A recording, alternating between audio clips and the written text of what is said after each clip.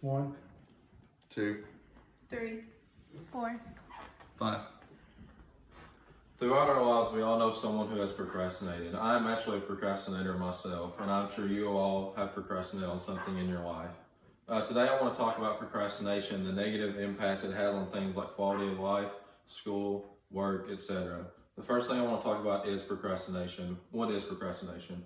It is the act of putting off work for no particular reason. The first example I have is students putting off homework until the last minute. The next example would be an employee putting off a task they are given by their employer because they may not think it's important to the job they are doing.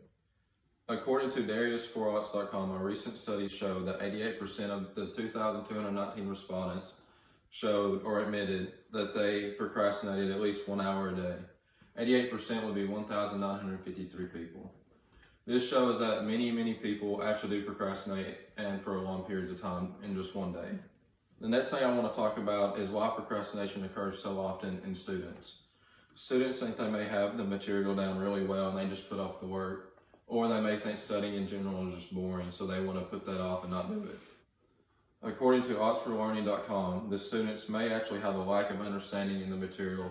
This causes them to be uninterested. If they're uninterested, they don't want to do their work and they just put it off until the very last minute. Another reason may be that the students may have lack of energy, and this is due to them not eating well or getting lack of sleep. Also, according to OxfordLearning.com, perfectionism can be a factor in procrastination, especially in students in honors and AP. And it's in students in honors and AP because they want their work to be perfect for their teachers. And if they don't get it right or perfect the first time, they want to put it off and then maybe try to come back to it. And then eventually they may not get it perfect and then run out of time and just have to rush to get their assignment turned in. Next, I want to talk about the negative impacts procrastination has on students and employers or employees. The first one is it can hurt the students' grades drastically. According to lifehack.org, procrastination can lead to having a low self-esteem. This causes you to question yourself, and this lowers your confidence. The site also states you start to make poor decisions. When you procrastinate, this is because if you procrastinate and leave yourself a little time to do your assignment, you start rushing your decision instead of putting in time to think about what you're looking at and have exactly what you want. The next thing I want to talk about is the health impacts of procrastination. According to ThriveGlobal.com, there were 3 recent studies that were put in about procrastination. The first study was conducted in 2010. The study found that procrastination is actually connected with stress. Stress itself can cause a lot of problems. With stress from life itself, it could be tough for someone to add more stress from procrastination. The second study was in 2015. This study found that procrastination is a factor that can lead to cardiovascular disease and hypertension. Hypertension is when someone has abnormally high blood pressure, and cardiovascular disease is when the blood vessels in the heart actually narrow or close. This can cause things as severe as heart attack or stroke.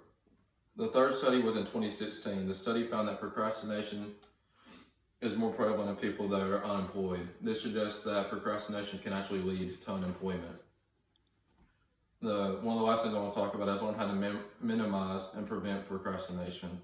According to OxfordLearning.com, here are a couple of tips on how to prevent procrastination. The first one would be to break the assignment that you're doing down into smaller tasks.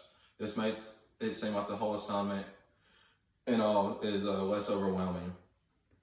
Make sure that the assignment is meaningful and interesting to you. If it's meaningful and interesting, it'll make you want to do the assignment more and not want to put it off as much.